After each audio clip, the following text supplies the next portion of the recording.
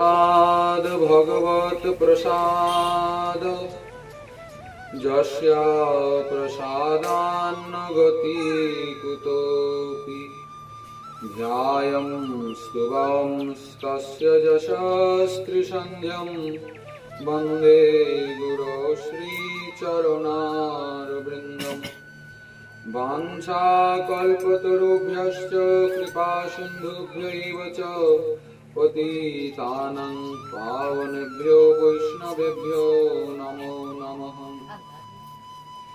नमोऽस्त्रिकालसत्याय जगन्नाथसुताय च सभृत्याय सपुत्राय सकलत्राय ते नमः। आजानुलम्बितभुजो कनकावधातो संकीर्तनैकपितरो कमलायताक्षौ विश्वम्भरो द्विजवरो युगधर्मपालौ वन्दे जगत्प्रियकरो करुणावतारौ वरहापीडं नटवरवपु कर्णयो कर्णिकारं बिभ्रद्वासं कनककपिशं वैजयन्तीं च मालम् रन्ध्राणुवेणुरधरसुधया पूरयन् गोपवृन्दै बृन्दारण्यं स्वपदरमणं प्राविशत् गीतकीर्ति अस्ति स्वतरुणी कराग्रविगलसत्कल्पप्रशनाप्लुतं वस्तु प्रस्तुतवेणुनादलहरी निर्वाणनिर्व्याकुलम् स्रस्तनिबद्धनिविलसद् गोपीसहस्रावृतं हस्तान्यस्तनतापवर्गमखिलोदारं किशोराकृति। हे कृष्ण करुणा सिन्धो दीनबन्धो जगत्पते गोपेश गोपिकान्त राधाकान्त नमोऽस्तुते। यस्या कदापि वसनाञ्चलकीलनोत्थो धन्य धन्याति पवने न कृतार्थमानि योगीन्द्रदुर्गमगति मधुसूदनोऽपि तस्या नमस्तु वृषभानुभुवो दृशेति। तप्तकाञ्चन गौराङ्गी राधे वृन्दावनेश्वरी वृषभानुसुते देवी त्वां नमामि हरिप्रिये। वृन्दायै तुलसीदेव्यै प्रियायै केशवस्य च कृष्णभक्तिप्रदे देवी सत्यवत्यै नमो नमः। जय रूप सनातनो भट्ट रघुनाथ श्रीजीव गोपाल भट्ट दास रघुनाथ। এই ছয় গোস্বামীর করি চরণ বন্দন যাহা হইতে বিঘ্ন নাশ অভীষ্ট পূরণ। দুর্গমে প্রতিমিন্ধস্য স্থলৎপাদগতির্মুহ সকৃপা যষ্টিদানেন সন্ত সন্তমবলম্বনম। শ্রী গৌরাঙ্গ নিত্যানন্দ শ্রী অদ্বৈত চন্দ্র জয় গদাধর শ্রীবাসাদি জয় গৌর ভক্তবৃন্দ। হরে কৃষ্ণ কৃষ্ণ কৃষ্ণ হরে হরে হরে রাম রাম রাম হরে হরে। হরে কৃষ্ণ কৃষ্ণ কৃষ্ণ হরে হরে হরে রাম রাম রাম হরে হরে। হরে কৃষ্ণ কৃষ্ণ কৃষ্ণ হরে হরে হরে রাম রাম রাম হরে হরে।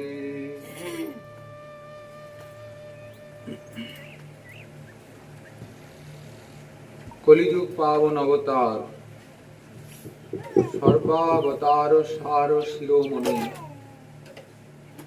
শ্রীকৃষ্ণ চৈতন্য মহাপ্রভু অশেষ কৃপা সর্ব বেদান্ত সার পুরাণ চক্রবর্তী পুরাণ মুকুটমণি শ্রীমদ্ ভাগবত কথামৃত আমরা আস্বাদন করছি।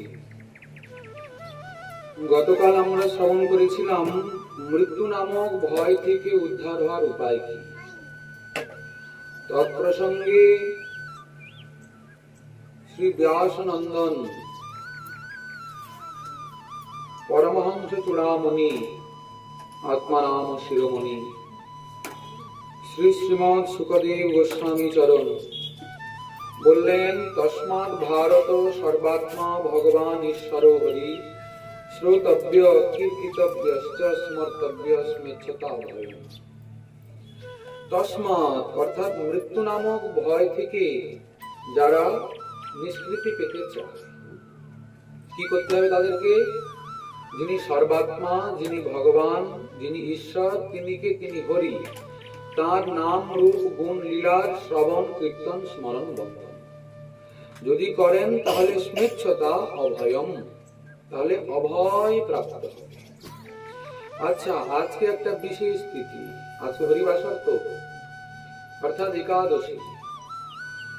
অনেকে করেন কি, হরিভজন তো করেন, কিন্তু একাদশীতে নিষ্ঠা নাই, ব্রত করতে চান না, কষ্ট।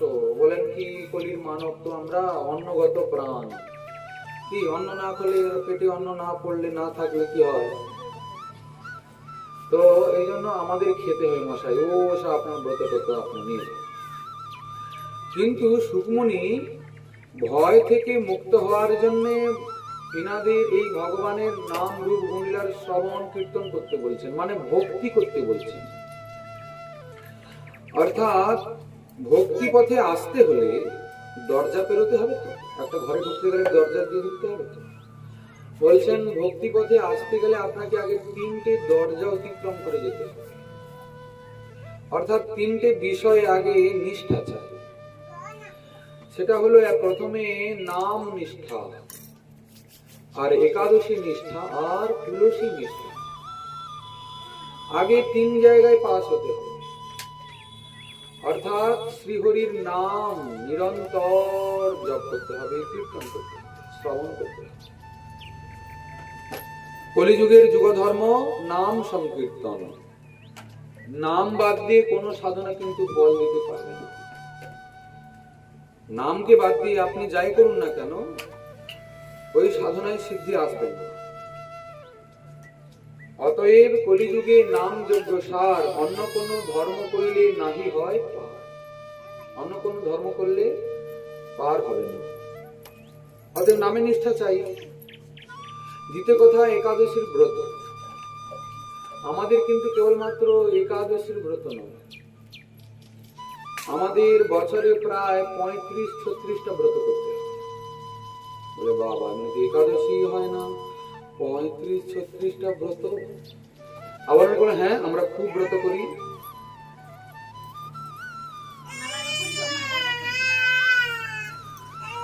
বড় বড় একাদশী গুলো লোকে বলে না, অনেকে বলে না, কয়েকটা বড় একাদশী থাকে বছরে, 4টা থাকে তো। আচ্ছা, 4টা একাদশী ব্রত তো করি, তা খান কি? বলে ব্রত করি মানে কি, মানে না খাওয়ার জন্য ব্রত করি। ব্রতের দিন বেশি খেতে হয়, বেশি খেতে হয় তো ব্রতের দিন, ব্রতের দিন বেশি খেতে হয়। কি খেতে হয়? বলে আজকে তো ভাত খাওয়া যাবে না, এই জন্য রুটি খেতে হয়, সুজি খেতে হয়, ছোলা সেদ্ধ খেতে হয়, আরো কত কি, লুচি ফুচি খায় অনেকে, ডাল, ছোলার সেদ্ধ। কিন্তু ব্রত মানে হলো তপস্যা। ব্রত মানে কি? তপস্যা মানে কি? না, অনাহার মানে তপস্যা না।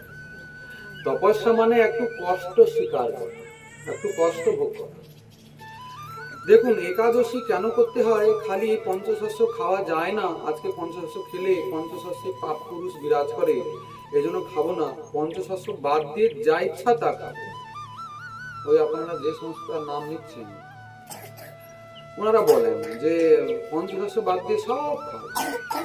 একাদশীতে বুফে লেগে গেল, কত কি সাবুর, এইসব কত কি যে খায়, আমরা এত সব নাম বলতে পারি।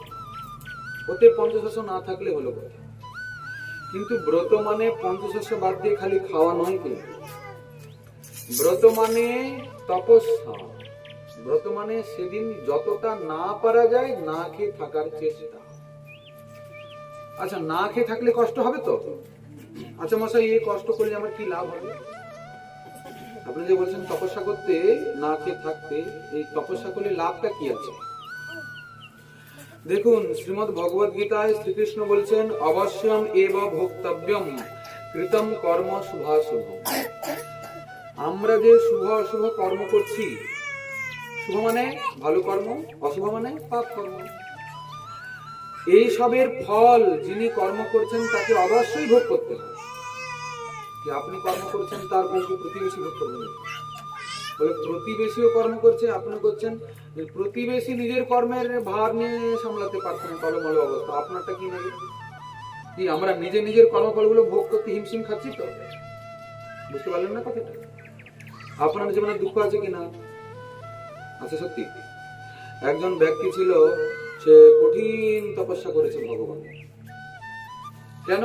তার জীবনে বড় দুঃখ, ভগবান কৃপা করে দুঃখগুলোকে নিয়ে সুখ দিয়ে ভগবান দেখলেন যে না, বড় কঠিন তপস্যা করেছে, কৃপা করে এসছেন, দিয়ে বলছেন, তো বৎস কি চাও? প্রভু, আমার জীবনে প্রচুর দুঃখ, আপনি আমাকে একটু সুখী করে দিন। বলে ঠিক আছে, তুমি এক কাজ করো, তোমার যত দুঃখ রয়েছে সেই যত দুঃখ তাকে একটা বড় ব্যাগের মধ্যে রেখে ভালো করে ব্যাগটা বেঁধে অমুক জায়গাতে একটা বটবৃক্ষ আছে সেইখানে ঝুলিয়ে দিয়ে আসবে। তোমার দুঃখগুলোকে ঝুলিয়ে দিয়ে আসবে ব্যাগে পুড়িয়ে, আর সেখানে অনেক ব্যাগ ঝুলানো আছে, একটা ব্যাগ নিয়ে আসবে। বুঝতে পারলেন তো? তোমার যত দুঃখ রয়েছে সেই দুঃখগুলোকে একটা ব্যাগে ঢুকে দেবে, তোমার ব্যাগটা ঝুলাবে, অন্য একটা ব্যাগ নেবে। সে হলো অন্য একটা ব্যাগ মানে সুখের ব্যাগ। ভালো কথা। তা সে গেছে ব্যাগ আনতে, গিয়ে যখন দেখে বহুত ব্যাগ ঝুলানো আছে, অনেক ব্যাগ ঝুলানো আছে, সে তখন করেছে কি, দেখছে যে আচ্ছা কোন ব্যাগটায় বেশি সুখ আছে সেটা, যে ব্যাগটায় সব থেকে বেশি সুখ আছে সেটা নিয়ে যাবে, আর আমারটা ঝুলে দিই। কিন্তু ব্যাগ একটা নিয়ে যেতেই হবে, এটা একটা শর্ত। তা ব্যাগ খুলে খুলে দেখছে, ব্যাগে সুখ নাই, ব্যাগে সব দুঃখ আছে। দুঃখগুলো কি, তার যা দুঃখ তার থেকে অধিক দুঃখ।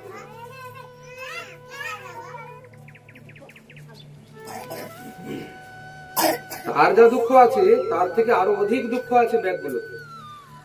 একটা এমন ব্যাগ সে খুঁজে পেল না যেটাতে তার যা দুঃখ তার থেকে কম আছে, বরং ওর দুঃখটা সব থেকে কম, বাকিগুলোতে তার থেকে অনেক অনেক বেশি দুঃখ। এখন সে দুঃখের ব্যাগ দেখতে দেখতে তার মাথায় সুখ ভোগের চিন্তাটাই চলে গেছে। এখন সে চিন্তা করছে যে বাবা দরকার নেই বরং আমার সুখটুক, বরং আমার যা আছে তাই ভালো। বুঝছেন তো? বলে অন্য ব্যাগ আমার দরকার নেই, নিজের ব্যাগটা নিয়ে হাঁটা দিয়েছে। হ্যাঁ, মানেটা হলো এই, আমরা মনে করি আমি সব থেকে বেশি দুঃখী, সে বোধহয় সুখী, কিন্তু না, সে তার নিজের কর্মফল নিয়ে সে টলমল খাচ্ছে। অর্থাৎ এই জগতে সবাই দুঃখী নিজে নিজের জায়গায়, মনে হয় খালি কেবলমাত্র ও সুখী বোধ, কিন্তু না, ও হয়তো আপনার থেকে আরো বেশি দুঃখী। বুঝতে পারছেন তো? অতএব নিজ কর্মফল নিজেকে ভোগ করতে হবে। আচ্ছা, এই যে বললেন দুঃখ পাচ্ছ তো, ও দুঃখ থেকে নিবৃত্তির একটাই উপায়। কি উপায়? না, যিনি সুখময় তার সঙ্গে সম্বন্ধটার যে আছে আপনাকে মনে করুন। বুঝতে পারা গেল না কথা? গতকালকে আমরা বলেছিলাম যে আমরা শ্রীকৃষ্ণের অংশ, আমরা কৃষ্ণের তো।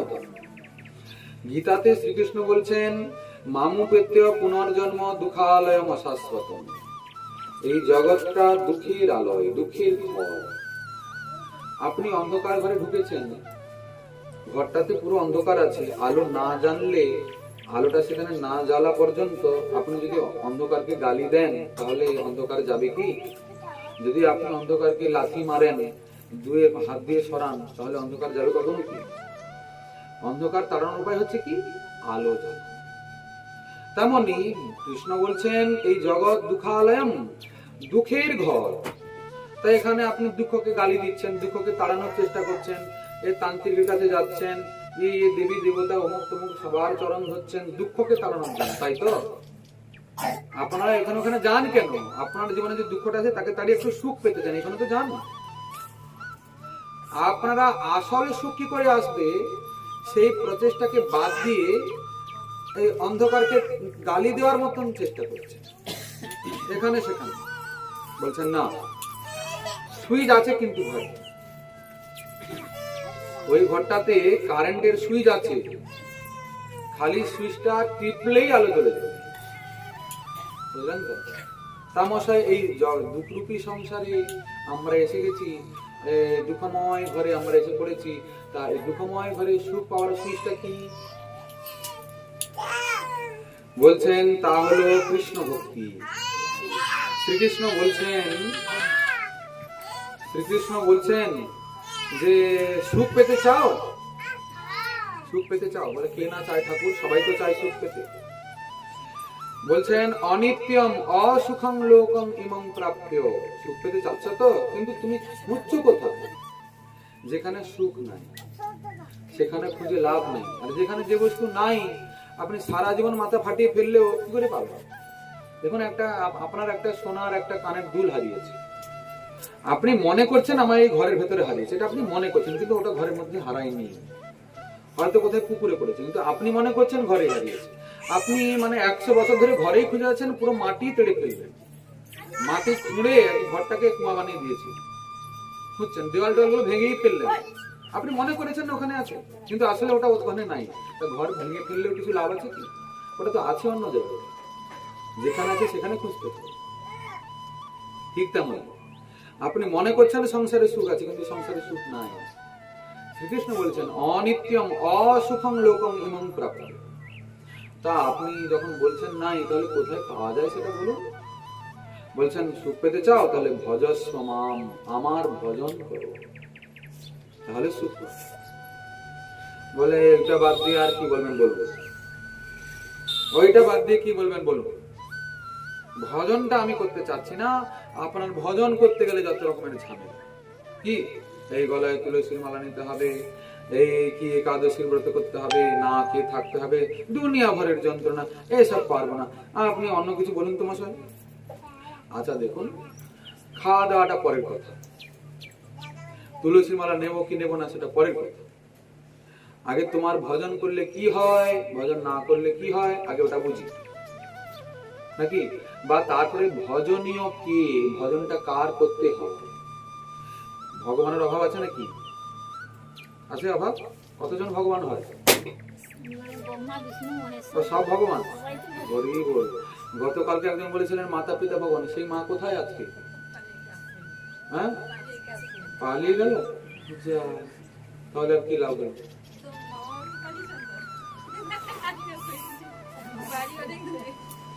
যাই হোক, কে থাকুক না থাকুক সেটা তো আমাদের বিষয় নয়।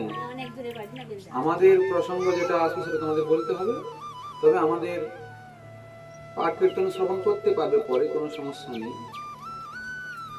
ভগবান কে, ভগবান কাকে বলে বুঝতে হবে কিনা। যেখানে সেখানে ভগবান, এ দুর্গা ভগবান, এ বলছেন ব্রহ্মা ভগবান, সে বলছে শিব ভগবান, সে বলছে মাতা পিতা ভগবান, সে বলছে আমি ভগবান, সে বলছে গুরু ভগবান, ভগবানের ছড়াছড়ি। আচ্ছা, আমাদের দেশে মন্ত্রী কত আছে জানেন? অনেক মন্ত্রী। হ্যাঁ, কত মন্ত্রী, খাদ্যমন্ত্রী, মৎস্যমন্ত্রী, শিক্ষামন্ত্রী, এ মন্ত্রী, সে মন্ত্রী, সে মন্ত্রী, মন্ত্রী ছড়ানো, কোনো অভাব নেই মন্ত্রী। কিন্তু রাষ্ট্রপতি কজন আছে? রাষ্ট্রপতি অনেক আছে, 4-5 জন, হয় নাকি? কতজন আছে? ও রাষ্ট্রপতি একজন আছে। রাষ্ট্রপতি মানে কি? রাষ্ট্র, ভারত রাষ্ট্রের যিনি মালিক বা পতি, তা কজন হয় পতি? একজন হয় তো। বাকি মন্ত্রী 1000 থাকতে পারে, কিন্তু পতি একজন। আপনার স্বামী কতজন?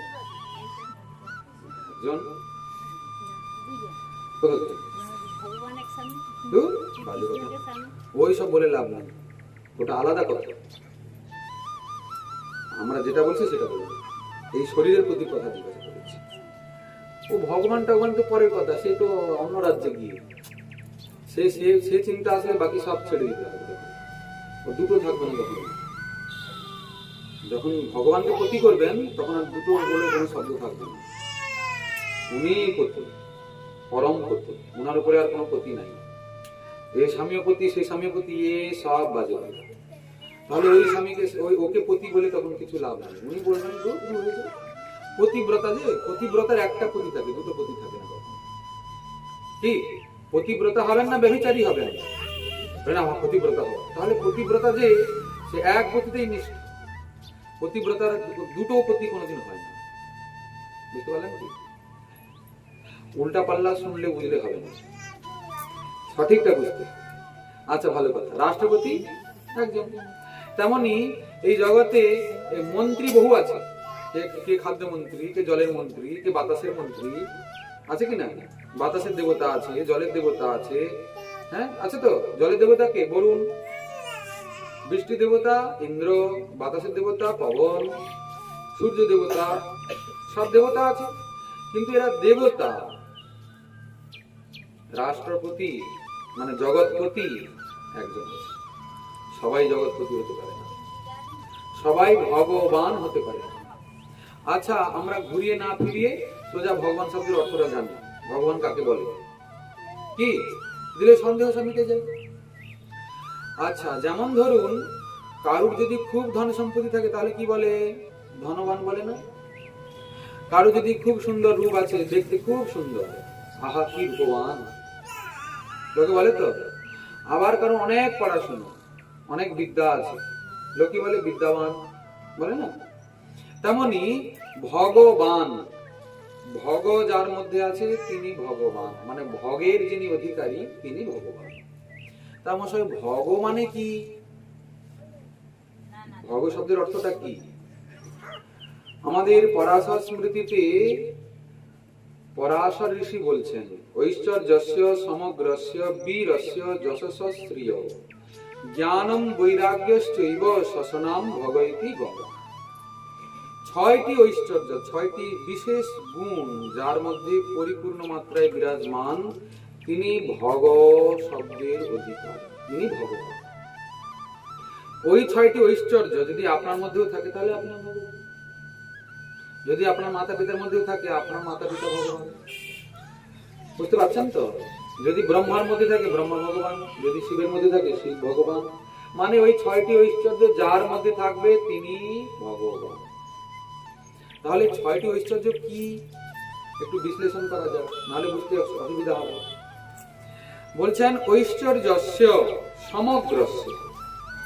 ঐশ্বর্য কিরকম ঐশ্বর্য? সমগ্র মানে পরিপূর্ণ, সম্পূর্ণ, একটু এদিক ওদিক নয় কিন্তু। ঐশ্বর্যস্য সমগ্রস্য, সমগ্র ঐশ্বর্য। বীরস্য, বীরতা, বীর। ঐশ্বর্যস্য সমগ্রস্য বীরস্য যশস্য যশ শ্রী। কটা হলো? ঐশ্বর্য, যশ, বীর আর শ্রী, চারটা হলো। আর জ্ঞানম বৈরাগ্যশ্চৈব, একটা হলো জ্ঞান আর একটা হলো বৈরাগ্য। এই ছয়টি যার মধ্যে পরিপূর্ণ মাত্রায় মানে সম্পূর্ণরূপে থাকবে তিনি হলেন ভগ, এবং সেই তার যিনি অধিকারী তিনি হলেন ভগবান। বুঝে গেল? আচ্ছা, ঐশ্বর্য মানে কি মশাই? বলছেন স্বাভাবিকভাবে যিনি সর্বনিয়ন্তা, সর্বনিয়ন্তা অর্থাৎ যিনি কর্তুম অকর্তুম অন্যথা কর্তুম ইতি সমর্থ, তিনি সব করতে পারেন, হেলায় মানে কি যেটা না হওয়া তাও করাতে পারেন। হওয়া তো হতেই পারে, উনি যেহেতু সর্বসমর্থ। ঐশ্বর্য অর্থাৎ যিনি সর্বসমর্থ মানে সবই করতে পারেন যিনি। যেটা করা যায় তাও করতে পারেন, যেটা না করা যায় আমাদের দ্বারা অনেক সময় হয় না, না এটা হবে না, উনি কৃপা করে ওই না হওয়াটাকেও করাতে পারেন। মানে ওটাকে কি বলে? চমৎকার। হয় না অনেক সময় টিভি সিরিয়ালে দেখা যায় না, এই দেখো চমৎকার হয়ে গেছে, মরাটাকে বাঁচিয়ে দিয়েছে। আচ্ছা, এই জগতে আমরা অনেক হত্যা করি, করি না? করি না? প্রতিদিন কত খুন করি বলুন তো আমরা? বলে কোথায় খুন করছি? খুন করলে জেলে যেতে হবে। আমরা তো বেশ বিন্দায় আছি, ঘরে ভালো করে আছি, খুন করছি। খুন করেন কি করেন না? আপনার করেন? মানলেন তো? আচ্ছা, খুন তো করেন, ভালো কথা। জীবন দান কলোকে দিতে পারেন কেন? দেখুন, খুন করার অধিকার তার আছে যে জীবন দান দিতে পারে, নাহলে অধিকার নাই। কারণ জীবন দিতে পারবেন না যখন অধিকার নেই। অধিকার নেই মানে দণ্ড পেতে হবে তাহলে আপনার। জীবন দান দেওয়ার যখন আপনার অধিকার নাই, খুন করারও অধিকার নাই আপনার, আর করেছেন যখন, তাহলে দণ্ড পেতে। এই যে পরীক্ষিত মহারাজের কথাতে রয়েছে, অশ্বত্থামা করলো কি 5টা ব্রহ্মাস্ত্র ছেড়েছে পঞ্চ পাণ্ডবকে খুন করবে, আর এই পাণ্ডবের বংশকেই রাখবে না, এই জন্য আর একটা এক্সট্রা বাণ ছেড়েছে। উত্তরার গর্ভে একটা শিশু আছে, ওকে গর্ভেই শেষ করে দেবে। হ্যাঁ, ওর গর্ভ প্রসব হতে দেবে না, পঞ্চ পাণ্ডবের বংশ রাখবে না। এই জন্য 6টা ব্রহ্মাস্ত্র ছেড়েছে, 5টা পঞ্চ পাণ্ডবের জন্য, আর একটা উত্তরের গর্ভে যে শিশু আছে তার জন্য। তা এখন সেই ব্রহ্মাস্ত্র ভয়ঙ্কর তেজ নিয়ে, প্রতাপ নিয়ে দৌড়েছে উত্তরার গর্ভের দিকে। উত্তরা বুঝতে পেরেছেন, দৌড়ে দৌড়ে এসছেন কোথায়? শ্রীকৃষ্ণের কাছে। শ্রীকৃষ্ণ তখন দ্বারকা যাওয়ার জন্য রথে আরোহণ করেছেন, চলে যাবেন। সবাই সব পঞ্চ পাণ্ডবরা আরো সব ভক্তরা সব দাঁড়িয়ে তাকে বিদায় করছেন। সেই মুহূর্তে উত্তরা দৌড়াতে দৌড়াতে আছে, পাহি পাহি মহাযোগিন দেব দেব জগৎপতি, আমাকে রক্ষা করুন, রক্ষা করুন, হে দেব দেব, হে জগতের প্রতি জগন্নাথ, আমাকে কৃপা করুন। বলে কি হলো, কি হলো, কি হলো? বলে এই অশ্বত্থামা প্রেরিত এই ব্রহ্মাস্ত্র আমার দিকে দৌড়ে আসছে, আমার গর্ভটাকে নষ্ট করতে চায়, আপনি কৃপা করেন। শ্রীকৃষ্ণ একটু হাসলেন, বলেন কি কথা? এই দেখো, এই দেখো, এক্ষুনি কুরুক্ষেত্রের যুদ্ধ সমাপ্ত হলো। এই শব্দ হলো কি না? তারপরেই তো শ্রীকৃষ্ণ যাচ্ছেন। এই দেখো, এই পঞ্চ পাণ্ডব রয়েছে, মহাশক্তিশালী নিজেকে মনে করে। তারা মনে করছে আমরা এই কুরুক্ষেত্রের যুদ্ধ আমরা জয় লাভ করেছি, আমরা যুদ্ধকে, ওদের কৌরবকে আমরা পরাস্ত করেছি, ওরা মনে করছে। এরা মহাশক্তিধর। তা তুমি এদের কাছে গেলে না, আমার কাছে এসছো কেন? আমার হাতে তো কোনো শস্ত্র অস্ত্র কিছুই নাই, আমি তো কুরুক্ষেত্রের যুদ্ধে অস্ত্র ধারণ করিনি, আমার বা কি শক্তি আছে বলো? পঞ্চ পাণ্ডবকে বলো তোমার গর্ভটাকে রক্ষা করবে, কথা ঠিক কি না? উত্তরা বলেছেন, ঠাকুর এতে কোনো সন্দেহ নেই, এরা শক্তিশালী, মহাশক্তিশালী, এরা অনেক কিছু করতে পারে, দেবতারাও এদের কাটে টিকতে পারে না, দেবতাদেরকেও হারিয়ে দেয়, এত শক্তি আছে। আছে কি না? শক্তি আছে, এরা হাজার হাজার লোককে মেরে উড়িয়ে দিতে পারে, মারতে পারে না? একটা বাণ মারলে হাজার হাজার লোক মরবে, তো ভালো তো কথা। তো একটা বাণ মারলে হাজার লোক মরতে পারে, আর তোমার গর্ভটাকে রক্ষা করতে পারবে না? বলছেন ঠাকুর, মারতে এরা পারে কিন্তু বাঁচাতে এরা পারে না। ঠিক পেরেছে কি বাঁচাতে? মারতে এরা পারে, বাঁচাতে এরা পারে না। বাঁচাতে যদি কেউ পারে, সে একমাত্র আপনিই পারে। এই জন্য এরা শক্তি, সারা জগতে সবাই অনেকে অনেক মনে করে, আমি আমি মহাশক্তিধর, আমার অনেক শক্তি আছে, আমি এই করে দিতে পারি। ইন্দ্র, ব্রহ্মা, বরুণ, চন্দ্র অনেকেই মনে করে আমরা বহু শক্তিশালী, কিন্তু ভগবানের মতো শক্তিশালী নয়। ভগবান মৃতকে প্রাণ দান করতে পারে। প্রভু এই জন্য আমি তোমার চরণে এসেছি, তুমি কৃপা করো। তখন প্রভু কৃপা করলেন। তো ঠিক তেমন এই মৃত যে তাকে বাঁচিয়ে দেওয়ার যে ক্ষমতা, এই যে একটা চমৎকার, এটা ভগবান পারেন ওনার অনন্ত ঐশ্বর্য। চমৎকার ঐশ্বর্য গেল। আবার কি অষ্টাঙ্গ যোগের সিদ্ধি যিনি প্রদান করতে পারেন, ওনাকে কি বলে? যোগেশ্বর বলে না? যোগেশ্বর বলে তো। গীতা আপনারা পড়েন, গীতাতে যোগেশ্বর আছে না? যোগেশ্বর কথার অর্থ কি? যোগীগণ তো যোগ করেন, অষ্টাঙ্গ যোগের অনুষ্ঠান করেন, কিন্তু উনার কৃপা হলে সেই যোগের ফল প্রাপ্তি হয়, উনার হাতে সবকিছু। আপনি যোগ অনুশীলন করলেন, কিঞ্চিত কিঞ্চিত তার সিদ্ধি পাবেন, কিন্তু কিঞ্চিত আপনি পাবেন, উনার হাতে সম্পূর্ণতা আছে। এই হচ্ছে উনার অনন্ত ঐশ্বর্য। আচ্ছা, ঐশ্বর্য গেল। এবার বীর। বীর মানে কি? মহাশক্তিধর। উনার মতো শক্তি আর কারণ নেই, এটা মানেন কি? আচ্ছা দেখুন, আমরা একটা কথা বলি, আমরা শ্রীকৃষ্ণকে ভগবান রূপে ধরি, দিয়ে আলোচনাটা করব নাকি? কৃষ্ণ ভগবান, তার মধ্যে বিষয়গুলোকে পর্যালোচনা করব, বাকিদের আছে কিনা সেটা দেব, দিলে সুবিধা হবে বুঝতে। শ্রীকৃষ্ণই হলেন সমস্ত ঐশ্বর্যের একমাত্র অধিকারী। ঐশ্বর্য গেল। এবার হলো বীর। তিনি হলেন অনন্ত শক্তিধর, তার মতো শক্তি আর কারুর কাছে নেই। ব্রহ্মা, শ্রীবিন্দ্র, বরুণ, চন্দ্র কারুর কাছে আছে। বলে কি করে এটা হয়? আচ্ছা, আমরা যেটাতে বাস করি এটাকে কি বলে? আমরা পৃথিবীতে বাস করি, পৃথিবী তো। এই পৃথিবীর মধ্যে 3 ভাগ জল, 1 ভাগ স্থল। 1 ভাগ স্থলের মধ্যে আবার কত দেশ রয়েছে? হ্যাঁ, মহাদেশ আছে। মহাদেশের মধ্যে অনেক দেশ থাকে। তার মধ্যে আমরা এশিয়া মহাদেশের অন্তর্গত ভারত নামক দেশে বাস করি। ভারত দেশের পশ্চিমবঙ্গ রাজ্যের আবার কি জেলা, মহকুমা, এইসব অঞ্চল করে গ্রাম আছে, এইসব আছে। তা এই পৃথিবী কোথায় থাকে? বলছেন ব্রহ্মাণ্ডে থাকে। ব্রহ্মাণ্ডের মধ্যে পৃথিবী আছে তো? ব্রহ্মাণ্ড নাম শুনেছেন আপনারা? এরকম রয়েছে অনন্ত কোটি ব্রহ্মাণ্ড। একটা ব্রহ্মাণ্ডের মধ্যে পৃথিবী আছে, চন্দ্র আছে, সূর্য আছে, গ্রহ, নক্ষত্র, তারা যা কিছু দেখছেন, একটা ব্রহ্মাণ্ডের মধ্যে এত কিছু থাকে। একটা ব্রহ্মাণ্ডের মধ্যে 14 ভুবন থাকে। 14টা ভুবন থাকে, বিশাল বড় ব্রহ্মাণ্ড। আচ্ছা, এইরকম কত ব্রহ্মাণ্ড আছে? বলছেন অনন্ত কোটি ব্রহ্মাণ্ড, হিসাব করা যাবে না। এই ব্রহ্মাণ্ড গুলো আসছে কোথা থেকে জানেন? মহাবিষ্ণুর শ্বাস প্রশ্বাস থেকে। কারণান্নবশাই মহাবিষ্ণুর এই যে যখন তিনি নিঃশ্বাস ছাড়ছেন তখন ব্রহ্মাণ্ড গুলো বেরিয়ে আসছে, যখন প্রশ্বাস নিচ্ছেন তখন আবার ঢুকে যাচ্ছে। আচ্ছা, আপনার ওজন কত? 50 কিলো। 50 কিলো আপনার ওজন। তা আপনাকে একটা শিশু তুলতে পারবে কি? বলে যদি বলা যায় ঘরটার ওজন কত? বলে সেটা তো মেপে দেখা হয়নি, মাপতে পারা যাবে না, এমন দাড়ি পাল্লাই নাই। কি আছে কি?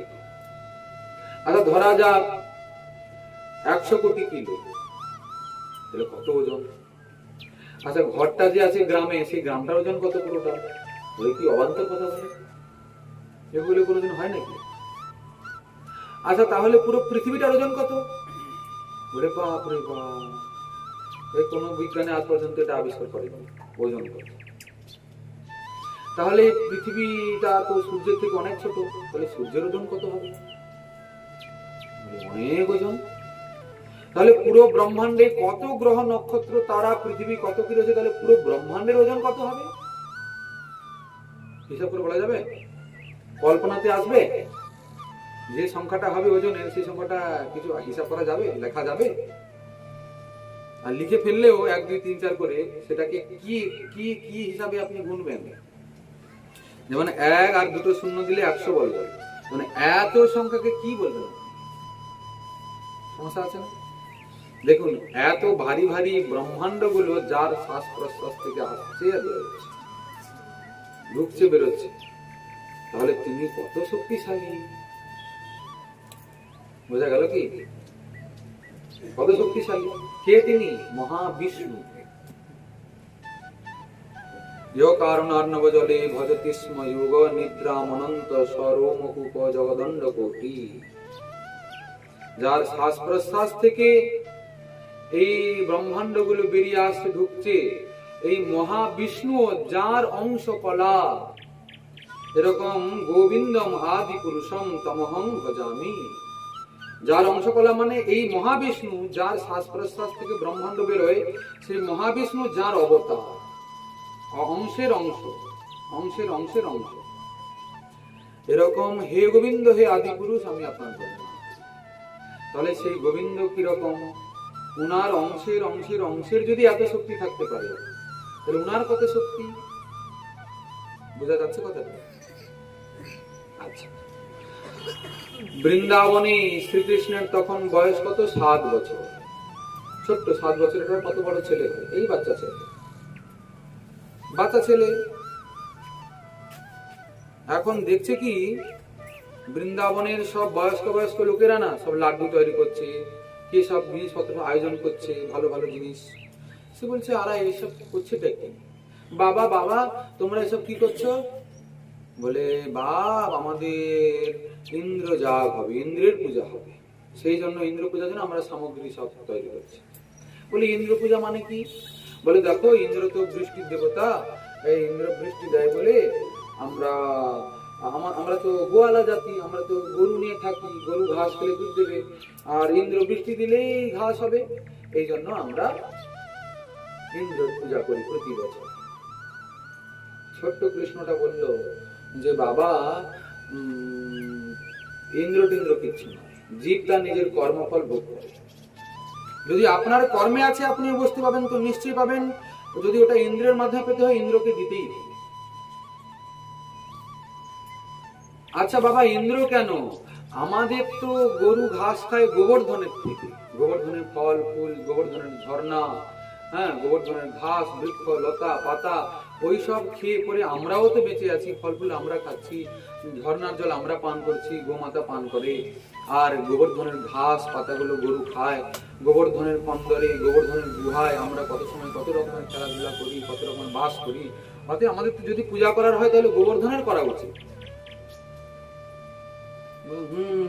ছোট কৃষ্ণ কথাটা কিন্তু মন্দ বলেনি, গুরুজনরা বিচার করলো।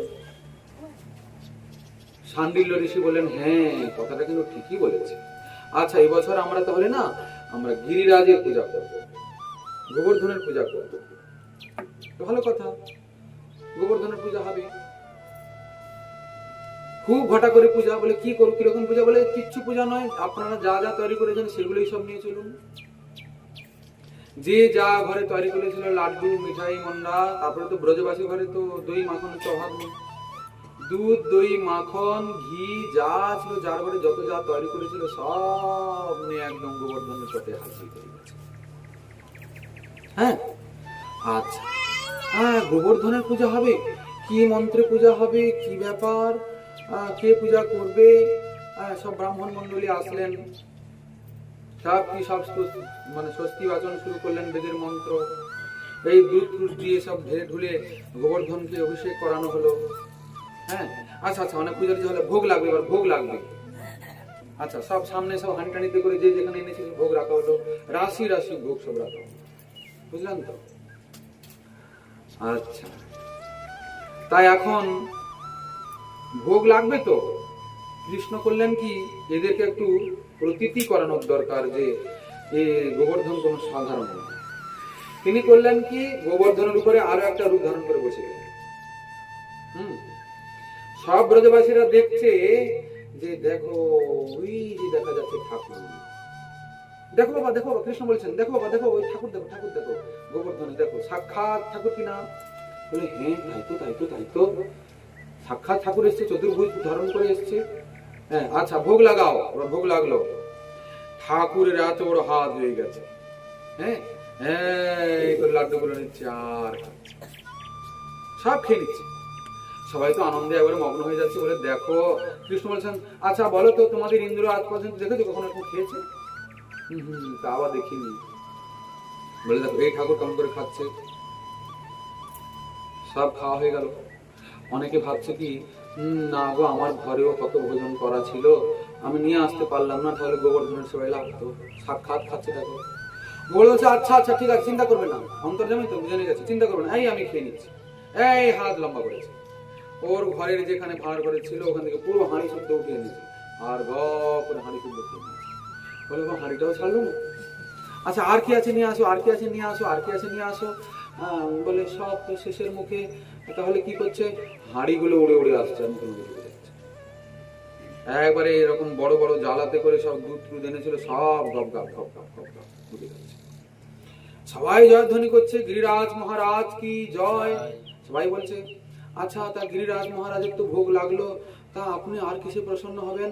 গিরিরাজ মহারাজ বলছেন, হ্যাঁ, যদি আমার কেউ পরিক্রমা করে তাহলে আমি বড় প্রসন্ন হয়ে যাই। কৃষ্ণ বলেন, দেখলে তো বাবা, পরিক্রমা করতে হবে, চলো সবাই মিলে পরিক্রমা করবো। গিরিরাজ পরিক্রমা করলেন। সেই অদ্ভুত সব পদ পদাবের মধ্যে রয়েছে সেই সব লীলা, গিরিরাজ ভ্রমণ লীলা। গিরিরাজের পুজো হচ্ছে, ব্রজবাসীরা সব পুজো করলেন। এদিকে মধুমঙ্গল বলছেন, আচ্ছা কানাই, একটা রহস্য আছে। কি রহস্য? ওই যে উপরে ঠাকুর বসেছে, ওই ঠাকুরকে দেখতে খানিকটা তোমার মতো লাগছে, কেন বলো দেখি? হ্যাঁ, তোমরা সবসময় আমাকে দেখো, আমার রূপটা তোমাদের হৃদয়ে বসে আছে তো, যেখানে সেখানে আমাকে দেখতে পাচ্ছ। না না, ও ঠাকুর তো। বলে ঠাকুর? তো তোমার মতো লাগছে কেন, কিছু রহস্য আছে। হ্যাঁ, সেইটাকে বলে অন্নকূট মহোৎসব। অন্নকূট কেন? অন্নকূট মানে পাহাড়, পাহাড়ের মতো অন্ন, পাহাড়ের মতো রুটি, এই বড় বড় গর্ত করে সব ব্যঞ্জন ফ্যাঞ্জন সব এনে ধরা হলো। হ্যাঁ, সেটা সব গোবর্ধন ভোগ লাগালেন। সেই থেকে আজও সেই লীলা চলছে, আজও ভক্তরা অনুষ্ঠান করেন, অন্নকূট মহোৎসবে আজও করেন। এই আমাদের কবে অন্নকূট মহোৎসব? 4 তারিখ, হ্যাঁ, এই বছর পড়েছে কার্তিকের 4 তারিখে অন্নকূট মহোৎসব।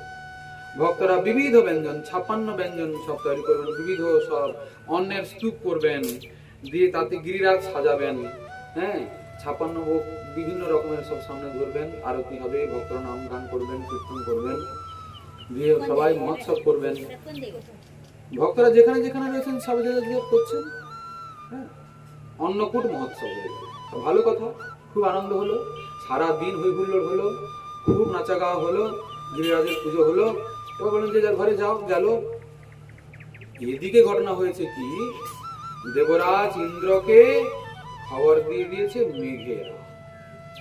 জানেন মহারাজ, এবছর এই মূর্খ ব্রজবাসীরা কি করেছে? কি করেছে?